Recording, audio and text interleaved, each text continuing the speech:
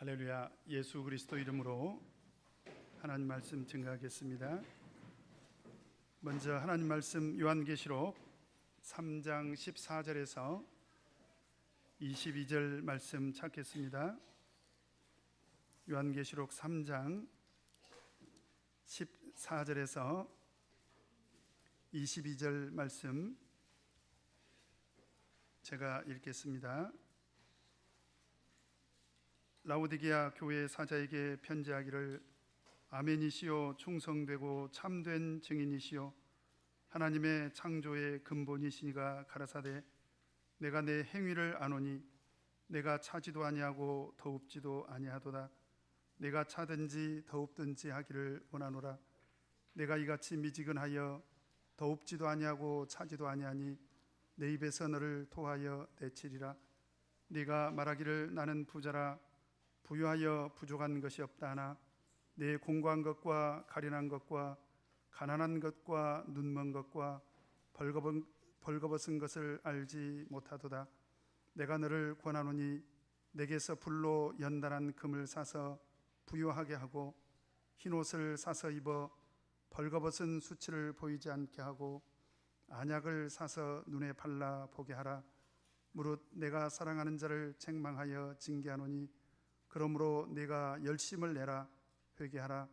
볼지어다 내가 문 밖에 서서 두드리노니 누구든지 내 음성을 듣고 문을 열면 내가 그에게로 들어가 그로 더불어 먹고 그는 나로 더불어 먹으리라.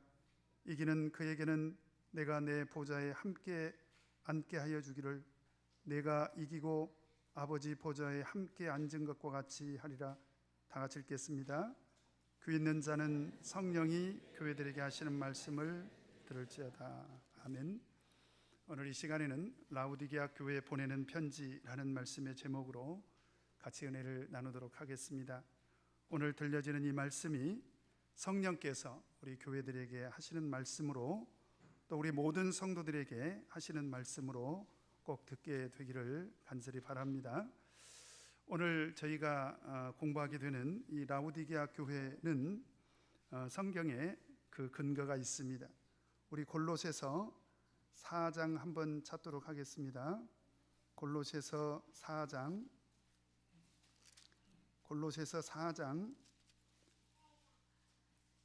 12절에서 13절 말씀 찾도록 하겠습니다.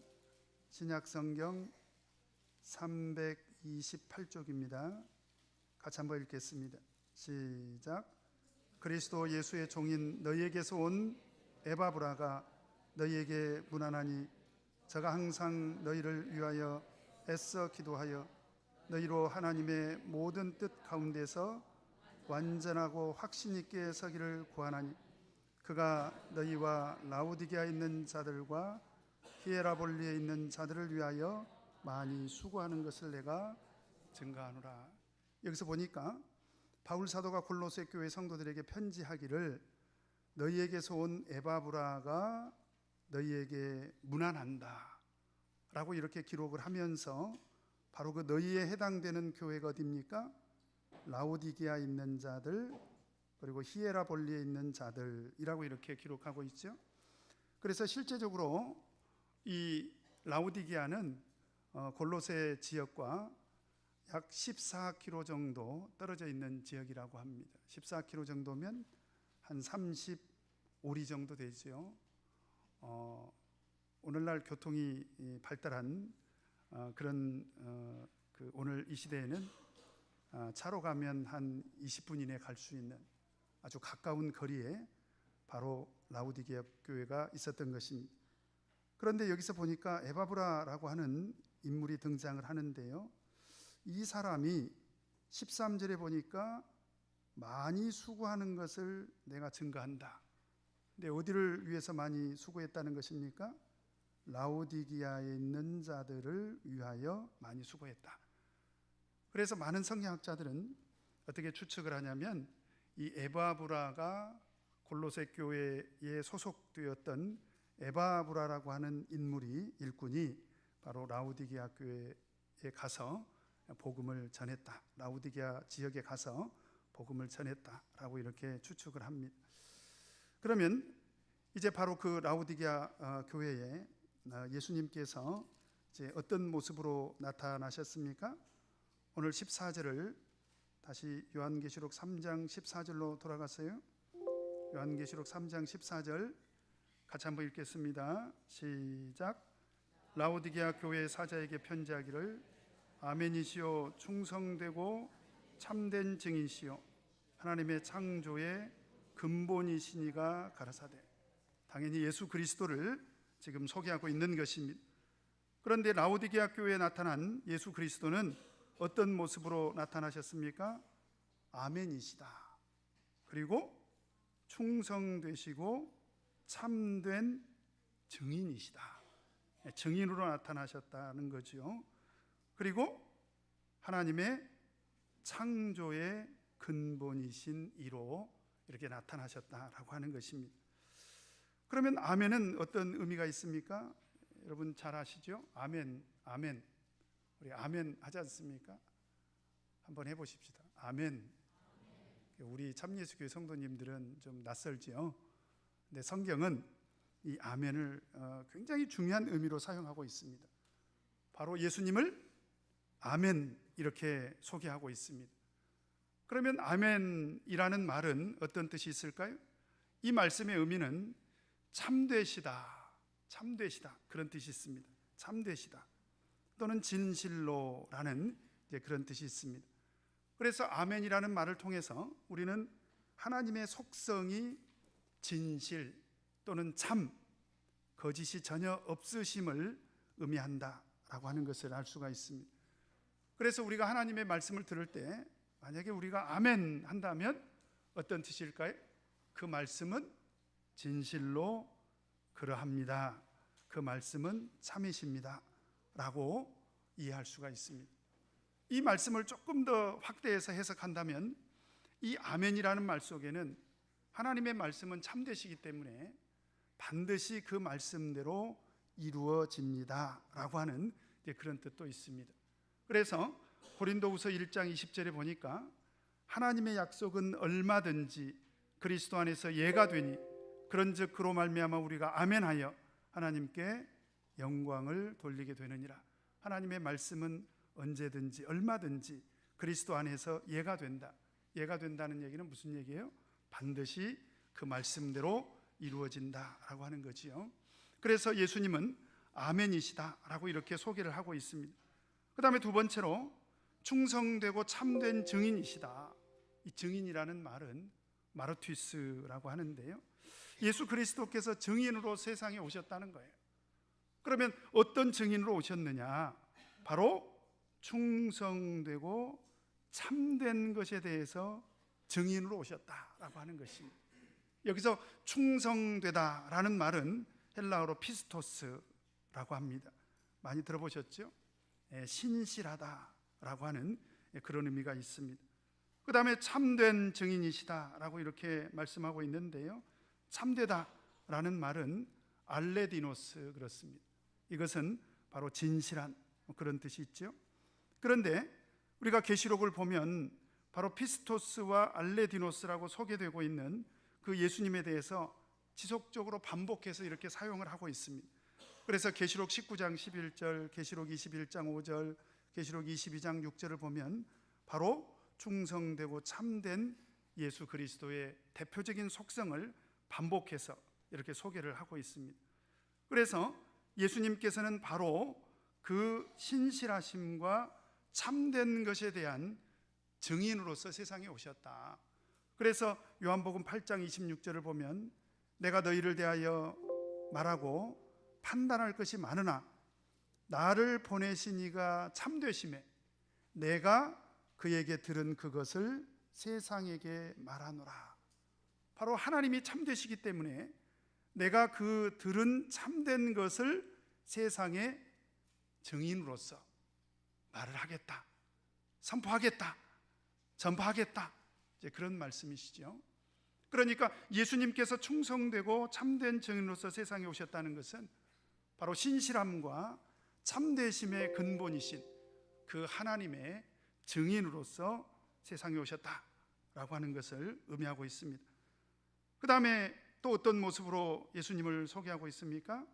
하나님의 창조의 근본이시다. 그러니까 예수님은 육신적으로 보면 사람의 모습으로 세상에 오셨지만 본질상 예수님은 누구십니까? 창조주 하나님 그 자체라는 거예요. 그래서 골로새서 1장 16절에 보면 만물이 그에게 창조되되, 이것은 예수 그리스도를 말하고 있는 것입니다. 만물이 그에게 창조되되 하늘과 땅에서 보이는 것들과 보이지 않는 것들과 혹은 보좌들이나 주관들이나 정사들이나 권세들이나 만물이 다 그로 말미암고 그를 위하여 창조되었고. 그러니까 예수님은 창조주 하나님으로서 세상에 오셨다라고 하는 것입니다. 그런데 오늘 14절을 보니까 유난히 좀 우리 눈에 많이 띄는 것이 뭐냐면 참이라고 하는 것입니다. 아멘이라는 말에도 참이라는 의미가 들어있죠. 그리고 사실은 충성이라는 말도 신실하다, 참되시다 그런 의미가 또 있습니다. 뿐만 아니라 참된 증인이시오, 또 참을 이렇게 이야기하고 있지 않습니까? 왜 유난히 예수님께서 이렇게 자기 자신을 소개하면서 참을 여러 차례 강조를 하셨을까요? 그것은 이미 말씀드린 대로 이 참은 하나님의 근본 속성이시기 때문인 거지요. 그러나 그럼에도 불구하고 사실은 왜 이토록 여러 차례 반복해서 참을 강조를 했을까? 또 하나 생각해 본다면 우리가 추구해야 되는 신앙의 근본이 무엇일까? 우리는 참을 믿어야 될까요? 아니면 거짓을 믿어야 할까요? 참을 믿어야 되겠죠. 그래서 우리가 추구해야 되는 신앙의 또 근본도 참이기 때문에 당연히 이 참을 여러 차례 반복해서 강조를 하신 것이다, 이렇게 생각해 볼 수가 있습니다. 그런데 오늘 또 본문 말씀을 통해서 이렇게 한번 생각을 해볼 수가 있습니다. 지금 우리 라우디게아 교회 성도들의 신앙의 상태가 어떤 상태에 있는가라고 하는 것입니다. 그래서 저는 오늘 예수님께서 라우디게아 교회에 나타나면서 이런 참된 모습으로, 그러니까 하나님의 참된 그 속성을 여러 차례 반복하면서 나타나신 이유는 바로 우리 라우디게아 교회 성도들의 신앙의 상태와 관계가 있다. 그러면 라우디게아 교회 성도들의 신앙의 상태는 어떤 상태냐? 오늘 15절부터 18절까지 내용을 보면 지금 우리 라우디게아 교회 성도들의 신앙의 상태가 어떤 상태인지를 우리가 알 수가 있습니다. 조금 후에 제가 설명을 드릴 거고요. 그러면 그 전반적인 내용의 그 특징이 뭐냐? 바로 19절에 이렇게 기록이 되어 있습니다. 같이 한번 읽겠습니다. 19절 시작. 무릇 내가 사랑하는 자를 책망하여 징계하노니 그러므로 내가 열심을 내라 회개하라. 지금 예수님께서 라우디게아 교회 성도들에게 나타나서 하신 말씀의 내용의 특징이 뭐예요? 칭찬을 하십니까? 책망을 하십니까? 책망을 하고 있다는 거지요. 여러분, 소아시아의 7교회 예수님이 나타나셔서 여러 가지 말씀을 하셨는데 대부분의 교회들은 칭찬받을 만한 일이 꼭 있었습니다. 그런데 오늘 이 라우디게아 교회만 아무리 읽어봐도 14절부터 18절까지 내용을 아무리 읽어봐도 이 교회는 예수님으로부터 칭찬받을 만한 내용이 하나도 없었다라고 하는 사실입니다. 사실 두려운 일이지요.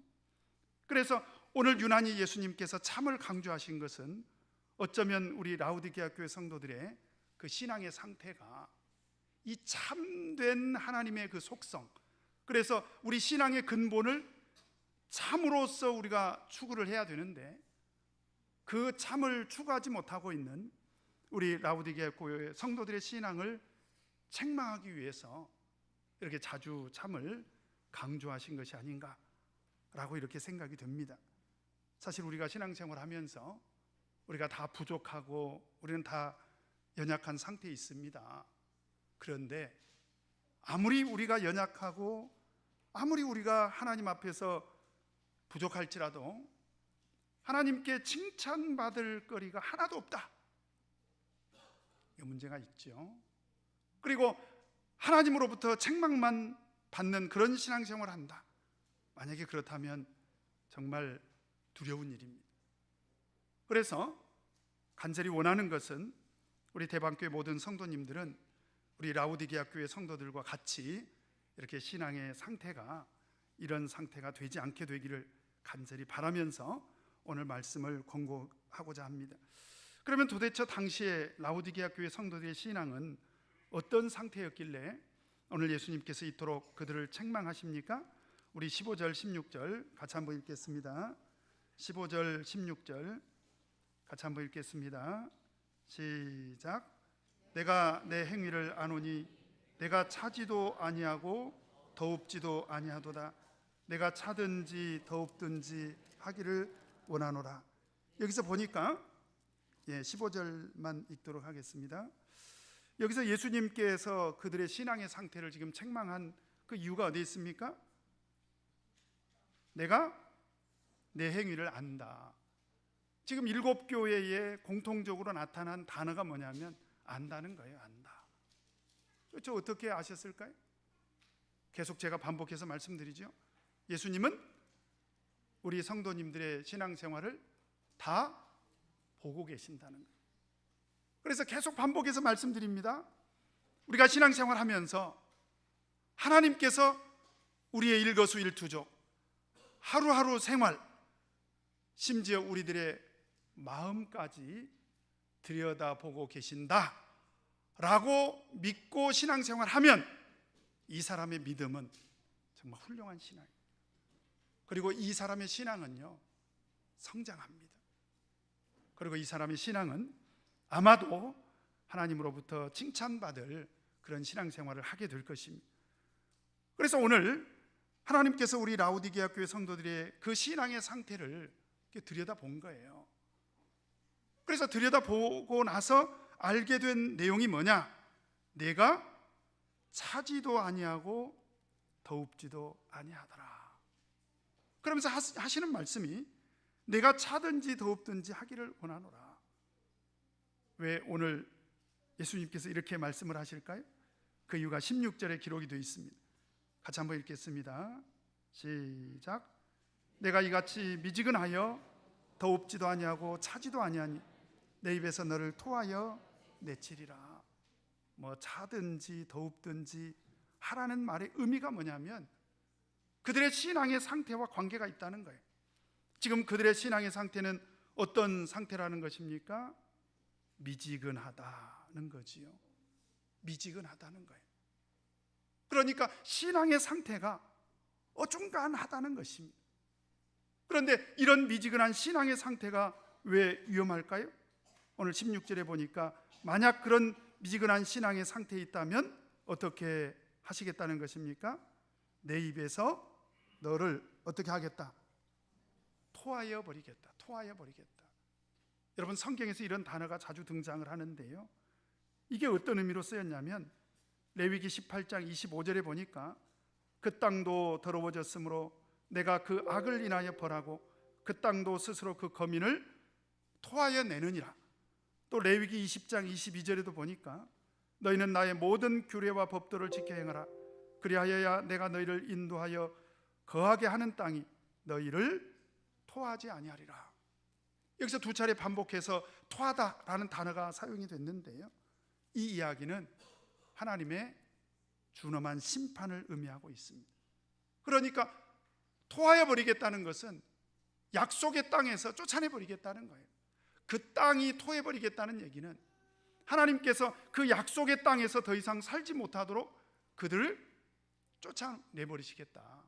이것은 하나님께서 심판하시겠다라고 하는 것입니다. 그러니까 이 미지근한 신앙의 상태가 얼마나 위험한 것인지를 우리가 알 수가 있습니다.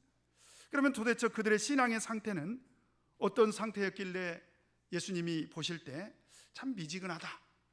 그럼 미지근한 신앙의 상태는 어떤 상태냐 이 말이죠. 바로 그것이 17절에 기록이 되어 있습니다. 같이 한번 읽겠습니다. 시작. 내가 말하기를 나는 부자라 부유하여 부족한 것이 없다 하나 내 공고한 것과 가련한 것과 가난한 것과 눈먼 것과 벌거벗은 것을 알지 못하도다. 이 사람들이 스스로 하는 말입니다. 나는 부자라는 거예요. 그래서 나는 필요한 것이 아무것도 없다는 것입니다. 나는 부자라 부유하여 부족한 것이 없다. 일면 들어보면 이런 사람들은 욕심도 없고요, 그래서 이 세상을 사는 동안에 정말 만족하면서 행복하게 사는 사람들인 것처럼 보이지요? 그런데 그 다음 말씀이 문제입니다. 오히려 하나님 보시기에는 이 사람들의 상태가 어떤 상태라는 것입니까? 내 공고한 것과 가련한 것과 가난한 것과 눈먼 것과 벌거벗은 것을 알지 못하도다. 그러니까 이 사람들은 스스로 생각하기를 나는 부자다, 그래서 나는 가진 것이 많아서, 나는 부유해서, 나는 그 어떤 것도 부족한 것이 없어, 그래서 나는 참 만족하며 이 세상을 살아가고 있어, 이렇게 스스로 말을 하고 있지만 오히려 전능하신 하나님께서 그들의 상태를 들여다보니까 정작 그들의 상태는 어떤 상태라는 것입니까? 공고하고 가련하고 가난하고 눈멀고 벌거벗은 그런 상태에 있더라는 거예요. 여러분, 여기서 곤고하다라는 단어는요, 원래 전쟁터에서 전쟁이 이제 일어나지 않습니까? 그러면 우리도 6.25를 경험을 했습니다만 전쟁이 일어나고 나면 어떤 일이 벌어져요? 많은 사람들이 이렇게 죽지 않습니까? 그리고 건물이 다 무너지잖아요. 그리고 우리가 농사를 지었던 논과 밭이 다 이렇게 황폐화되지 않습니까? 그런 상태를 말한대. 그러니까 전쟁이 나서 적군들에게 모든 것을 다 빼앗기고 난 비참한 상태가 바로 공고한 상태라는 거죠. 그 다음에 가련한 상태는 어떤 상태냐? 너무 불쌍해서 아주 그냥 눈 뜨고 볼 수 없는 그런 상태를 말하는 것이라는 것이죠. 그 다음에 가난하다는 것은 너무 가난해서 거지로 몰락해 버리다, 찢어지게 가난하다, 그런 뜻이 있습니다. 그 다음에 눈이 멀었다는 얘기는 이제 눈에 보이는 것이 아무것도 없다는 거지요. 눈이 멀어버렸다는 거지요. 그 다음에 심지어 어떤 상태에 있다는 것입니까? 벌거벗었다는 거예요. 벌거벗었다는 얘기는 아주 수치스러워서 견딜 수 없을 만큼 부끄러운 상태가 됐다라고 하는 것입니다. 그들이 스스로 생각하기는 나는 부자다, 그래서 나는 더 이상 필요한 게 없어, 그래서 나는 내 삶에 아주 지극히 만족해, 이렇게 생각하고 있지만 오히려 예수님이 보실 때는 그들의 상태는 공고하고 가련하고 가난하고 눈멀고 벌거벗은 그런 상태에 있더라. 예수님께서 왜 이런 말씀을 하셨을까요? 이것은 바로 그들의 영적인 상태를 말하고 있는 거예요. 영적으로 그렇다라고 하는 것입니다. 실제로 예수님은 어떤 사람이 복이 있다라고 말씀을 하셨습니까? 마태복음 5장에서 우리 안식일마다 이 팔복설교를 지금 듣고 있지 않습니까? 어떤 사람이 복이 있습니까? 심령이 가난한 자가. 가난하다는 것은 오늘 나온 이 단어와 똑같습니다. 찢어지게 가난한 거죠. 그러니까 찢어지게 가난한 것이 복이 있다는 거예요. 그런데 그것은 물질을 말하는 것이 아니라 무엇을 말하고 있는 것입니까? 심령을 말하는 거예요.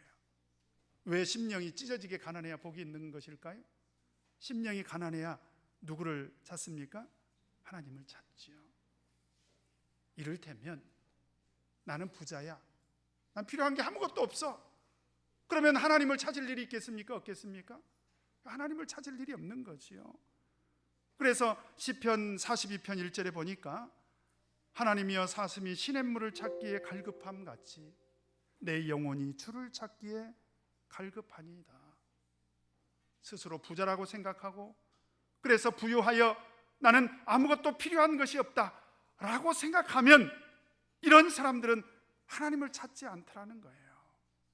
그래서 도리어 예수님께서 생각할 때는 너희들은 스스로 부자라고 착각할런지는 몰라도 내가 볼 때 영적으로 너희는 아주 가난하다, 영적으로 너희는 참 불쌍한 사람들이다, 영적으로 너희들은 정말 수치를 당하고 있는 그런 상태에 있다라고 하는 거죠.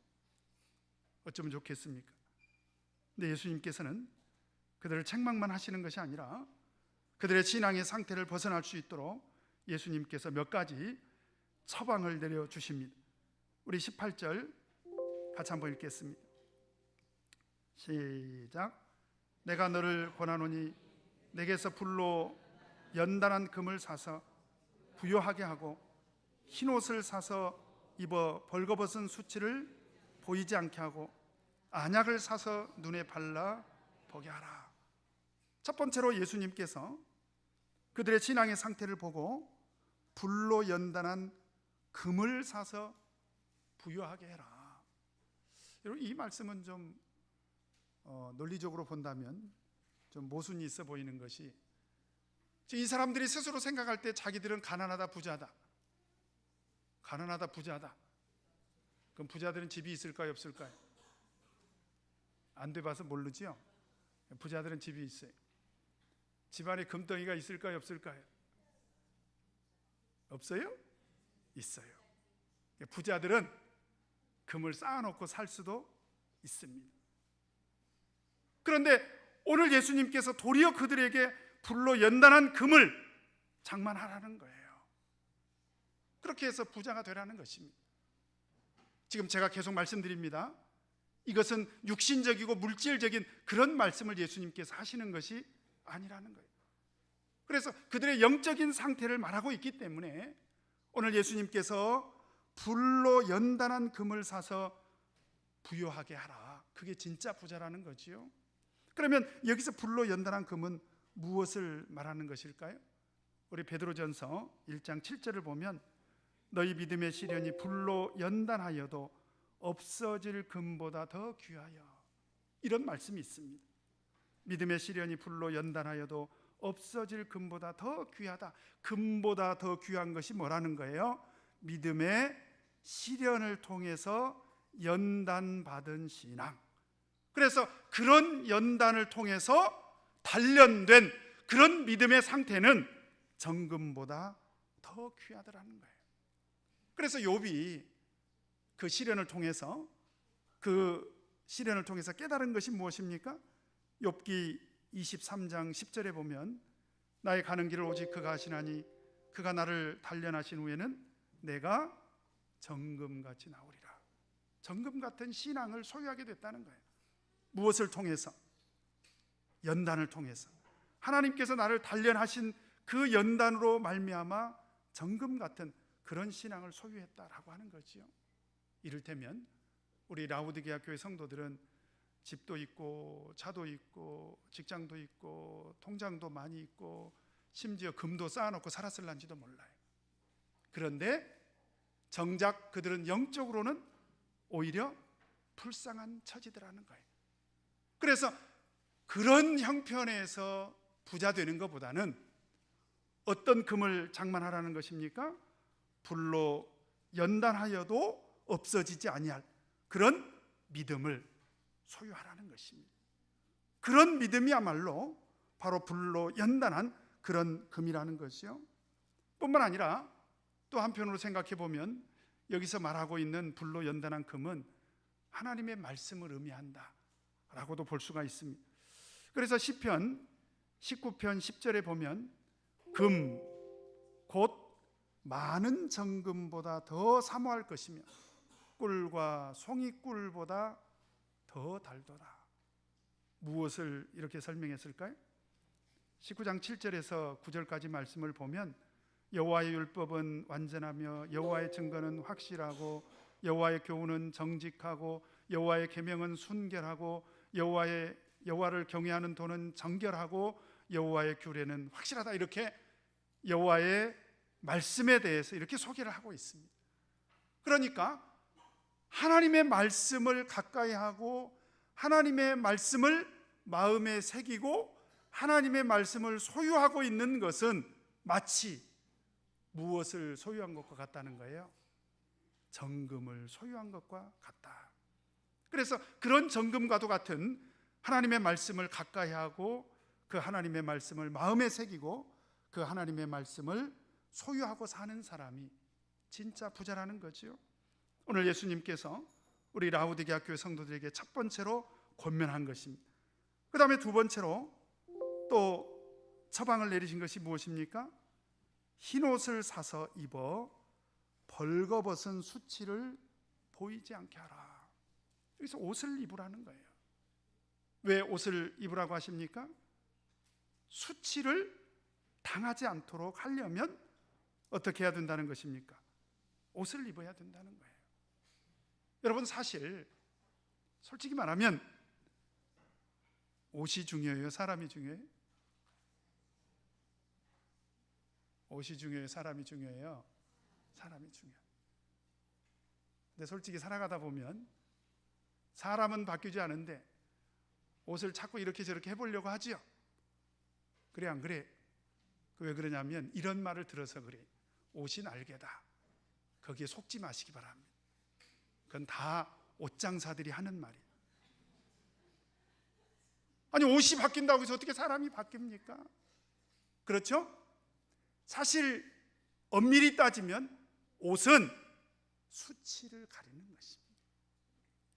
그런데 세상 사람들은 멋을 내기 위해서, 그리고 자기 부유함을 드러내기 위해서 옷을 이렇게 저렇게 입지 않습니까? 그렇죠? 뭐 저는 늘 똑같은 옷을 입고 나타나잖아요. 그렇죠? 왜 그러냐면 옷을 입는다고 해서 사람이 달라지는 게 아니다. 저는 그걸 깨달았습니다. 그러면 제가 왜 옷을 입었느냐? 수치를 당하지 않기 위해서 그렇다 이 말이에요. 근데 그것은 오늘 예수님께서 육신적인 개념으로 말씀하신 것이 아니라 이것도 역시 영적인 개념이죠. 여기서 말하고 있는 옷은 제가 이미 사대교회 설명할 때 말씀드렸습니다. 원어로 히마티온입니다. 이 부분에 대해서는 앞으로 시간이 허락되는 대로 계속해서 반복해서 좀 설명을 드리려고 하는데요. 따라서 한번 해보십시다. 히마티온. 이 옷이 무슨 옷이냐면 하나님의 생명책에 우리 이름이 기록될 때 바로 입는 옷입니다. 그러면 이 옷은 무슨 옷입니까? 바로 의의 옷을 말하는 거예요. 구원받은 우리 성도에게 하나님께서 입혀주시는 그런 의의 옷을 말하는 거죠. 그래서 갈라디아서 3장 27절에 보면 누구든지 그리스도 합하여 세례를 받은 자는 그리스도로 옷 입었느니라. 바로 히마티온을 말하는 것입니다. 그런데 그냥 옷이 아니라 어떤 옷을 입으라는 것입니까? 흰 옷을 입으라는 거예요. 여기서 계시록에서는 희다라는 단어가 계속 반복해서 사용이 되는데요. 뭐 앞으로도 계속 등장을 합니다만은 이 단어는 뉴코스라고 하는 헬라어가 사용이 됐는데요. 이 단어의 영적인 의미는 순결하다, 거룩하다, 그런 뜻이 있습니다. 그러니까 우리가 옷을 입기는 입어야 되겠는데 이 옷을 입어서 어떤 상태에 이르게 돼야 되겠다는 것입니까? 벌거벗은 수치를 보이지 않아야 된다. 이게 무슨 얘기냐? 우리가 세례를 받았지 않습니까? 세례를 받아서 이제 히마티온 이 옷을 입었습니다. 그런데 이 옷이 항상 어떤 상태에 있어야 된다는 거예요? 깨끗한 상태에 있어야 된다는 거죠. 그래서 이 옷을 마지막까지 끝까지 지켜야 된다는 것입니다. 바로 우리 성도들의 성결의 신앙을 말하고 있는 거예요. 우리 성도들은 항상 순결하고 거룩하고 성결한 그런 신앙생활을 해야 된다. 그래서 로마서 13장 12절에 보면 밤이 깊고 낮이 가까웠으니 그러므로 우리가 어두움의 일을 벗고 빛의 갑옷을 입자. 그리고 14절에 보니까 오직 주 예수 그리스도로 옷 입고, 여기서 예수 그리스도로 옷 입는 바로 이 옷이 영적으로 흰 옷을 말하고 있는 거예요. 그래서 예수 그리스도로 옷 입고 정욕을 위하여 육신의 일을 도모하지 말라. 바로 우리 라우디게아 교회 성도들에게 예수님께서 간곡하게 지금 부탁하고 있는 게 뭐냐? 흰 옷을 입는 데 관심을 가지라는 거예요. 그래서 예수님이 오실 때 어떤 일이 일어날까요? 우리 요한계시록 16장 15절 말씀 한번 보도록 하겠습니다. 요한계시록 16장 15절 같이 읽겠습니다. 시작. 보라, 내가 도적같이 오리니 누구든지 깨어 자기 옷을 지켜 벌거벗고 다니지 아니하며 자기의 부끄러움을 보이지 아니하는 자가 복이 있도다. 여기서도 예수님께서 속히 오시겠다. 그래서 어떤 자들이 복이 있다라고 이렇게 설명하고 있습니까? 옷을 지켜야 된다는 거예요. 그러면 옷을 지켜야 되는 이유가 무엇입니까? 옷을 지켜야 벌거벗고 다니지 않게 된다는 거예요. 그리고 수치, 부끄러움을 보이지 않게 된다. 바로 이 옷이 히마티온입니다. 그래서 우리가 세례 받을 때 예수 그리스도께서 입혀주신 이 의의 옷을 성결을 유지해서 항상 흰 옷을 입고 우리가 예수님 재림하시는 그날까지 꼭 이 옷을 지켜서 입고 있어야 된다라고 하는 것을 오늘 예수님께서 권면을 하고 있는 것입니다. 그 다음에 세 번째로 또 무엇을 권면하고 있습니까? 안약을 사서 눈에 발라 보게 하라. 아까 예수님께서 이들의 신앙의 상태를 어떤 상태라고 이야기를 했습니까? 눈이 멀었다는 거예요. 눈이 멀었다. 참 죄송한 말씀입니다만은 오늘 이 자리에는 눈이 머신 분이 한 분도 안 계신 것 같아요. 근데 눈이 멀었어. 그러면 안약을 사서 바르면 눈이 떠지나요? 볼 수 있나요? 그렇지 않죠? 그러니까 이것은 육신적인 권면이 아니라는 거예요. 영적인 권면을 말하는 거예요. 지금 이들의 상태는 어떤 상태라는 거예요? 영적으로 눈이 멀었다는 거예요. 왜 눈이 멀었을까요? 이들은 세상에 눈이 팔린 거죠. 그러니까 세상에 눈이 팔린 사람은 영적인 일에 어두워질 수밖에 없다는 거예요. 그러니까 안약을 사서 바르라는 것은 바로 영적인 눈을 뜰 수 있도록 영적인 세계에 대해서 눈을 뜨라는 거예요. 그래서 에베소서 1장 17절에 보면 이런 말씀이 있습니다. 우리 주 예수 그리스도의 하나님 영광의 아버지께서 지혜와 계시의 정신을 너희에게 주사 하나님을 알게 하시고, 여기서 보니까 지혜와 계시의 정신이라는 단어가 등장을 합니다.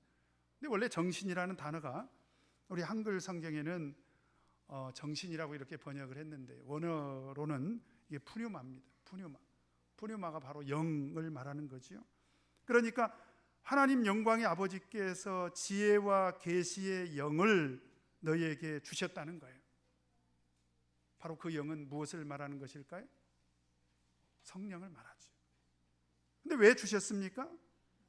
그 영을 주심으로 인해서 하나님을 알게 하시고, 그 다음에 18절에 보니까 18절 너희 마음 눈을 밝히사 그의 부르심의 소망이 무엇이며 성도 안에서 그 기업의 영광의 풍성이 무엇이며, 19절에 그의 힘의 강력으로 역사하심을 따라 믿는 우리에게 베푸신 능력의 지극히 크심이 어떤 것을 너희로 알게 하시기를 구하노라.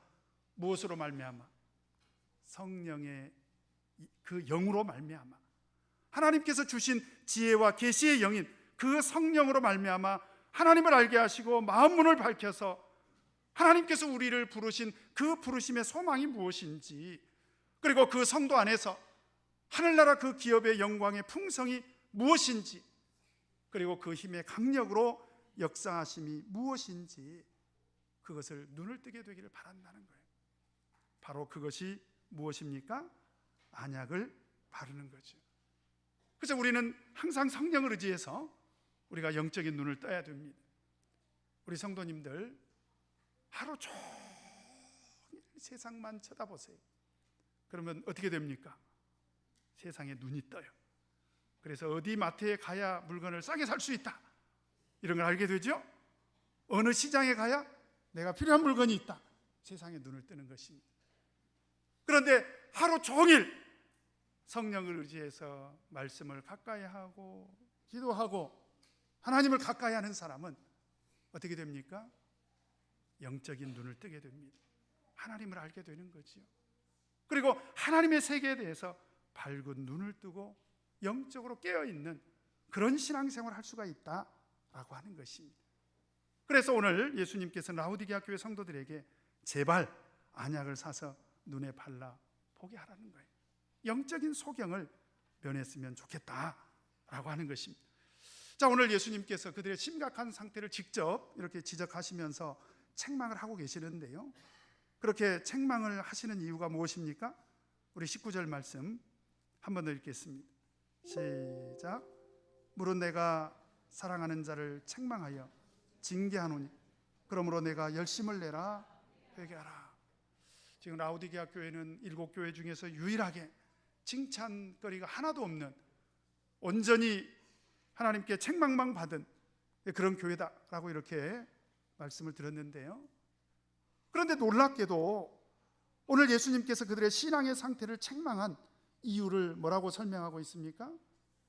내가 너희를 어떻게 하신다는 거예요? 어떻게 하신다고요? 어떻게 하신다고요? 사랑하신다. 여러분, 책망과 징계가요, 사실은 하나님의 특별한 사랑입니다. 그래서 히브리서 12장 5절 6절을 보면 또 아들들에게 권하는 것 같이 너희에게 권면하신 말씀을 잊었도다. 일러스되 내 아들아 주의 징계하심을 경히 여기지 말며 그에게 꾸지람을 받을 때에 낙심하지 말라. 이유가 무엇입니까? 주께서 그 사랑하시는 자를 징계하시고 그의 받으시는 이들마다 채찍질 하심이라 하였으니, 하나님께서는요, 사랑하시기 때문에 징계하시고 사랑하시기 때문에 책망하신다라고 하는 것입니다. 그러면 하나님께서는 우리를 사랑하시는데 왜 책망하시면서까지, 징계를 하시면서까지 우리를 사랑하실까요? 여기에는 하나님의 기대가 있어요. 어떤 하나님의 기대가 있습니까? 오늘 19절에 보니까 그러므로 내가 열심을 내라 회개하라. 따라서 해보십시다. 그러므로 내가 열심을 내라 회개하라. 하나님께서 우리를 사랑하신다고 하면서 왜 책망을 하시냐 이 말이에요. 종현이 이렇게 내가 너를 사랑하니까 그러는 거예요. 왜 그러냐 이 말이에요. 열심히 우리를 책망하시고 징계를 하시는 것입니다. 그래서 이렇게 하나님께서 우리를 책망하시고 징계하시는 것을 우리는 정말 고맙게 생각해야 돼요. 왜 그렇습니까? 여전히 하나님께서 나를 지금도 변치 않고 사랑하고 계신다라고 하는 증거라는 거예요. 그래서 제가 목회하면서요, 사실은 제가 우리 성도님들을 책망하고 제가 우리 성도님들에게 무슨 징계를 할 자격이 있는 건 아닙니다만은, 그도 때로 예수 그리스도 이름으로 이렇게 책망도 하고 때로는 예수 그리스도 이름으로 우리 총회가 또는 교회가 이렇게 징계를 하지 않습니까? 근데 진짜 훌륭한 성도들은요, 그걸 하나님의 사랑으로 받아들여요. 그리고 다윗처럼 정말 진실하게 회개를 하는 그런 성도들을 봤습니다. 이 훌륭한 신앙이지요.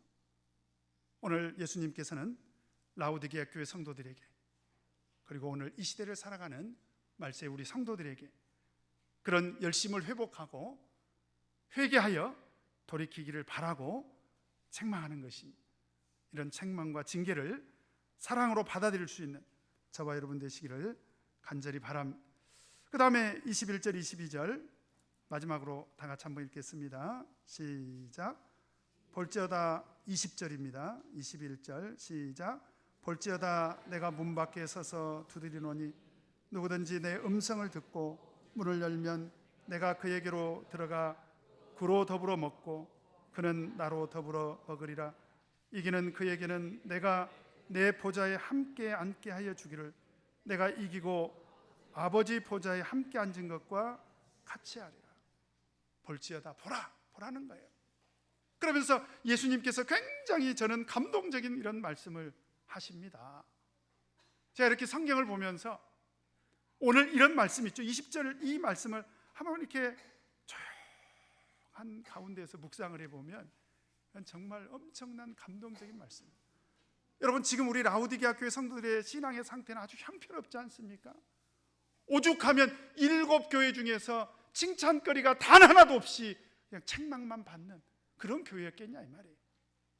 그러니까 만약에 예수님께서 그냥 그들을 심판하셔버리고 토하여 내쳐버려도 그들은 아무 할 말이 없는 거죠. 그럼에도 불구하고 예수님은 그들이 열심을 회복하도록 회개하기를 어디에서 기다리고 계시느냐? 바로 문 밖에서 기다리고 계신다는 거예요. 하나님은 그토록 우리를 사랑하신다는 거예요. 하나님께서는 그토록 우리에게 돌이켜서 회개하고 열심을 회복하기를 바라고 계신다는 거예요.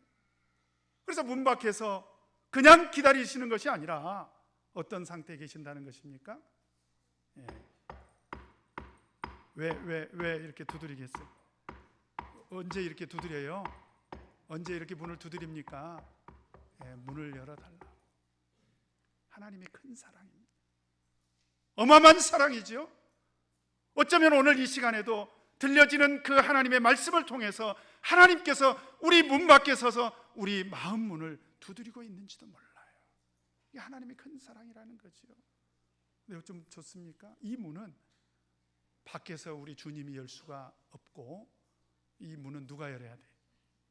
이 문은 누가 열어야 돼요? 내가 열어야 돼요. 여러분, 내가 열면요 얼마나 놀라운 일이 생기느냐. 오늘 우리 주님께서 들어오신다는 거예요.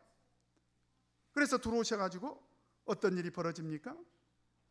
이 얘기 좀 길게 해야 되는데, 어떤 일이 벌어집니까? 우리와 더불어서 어떤 일이 벌어진다고요? 네, 같이 드신대. 뭘 드실까요? 갈비, 삼계탕, 또 우리 아이들이 좋아하는 짜장면, 핫도그, 이런 거 같이 먹겠다는 거죠. 근데 원어를 보면 데이프네요라고 하는데, 이게 바로 그리스도의 만찬을 말합니다. 만찬. 그래서 누가복음 20장 20절에 보면 저녁 먹은 후에 이 저녁이 바로 데이프네요입니다. 또 고린도전서 11장 25절에 보면 식후에 또한 이와 같이 잔을 가지시고, 여기서 식후의 식이 바로 데이프네요, 바로 만찬을 말하는 거지요. 그러니까 그 영광스러운 하나님의 만찬, 예수 그리스도의 만찬에 우리를 초대해 주시겠다라고 하는 거예요.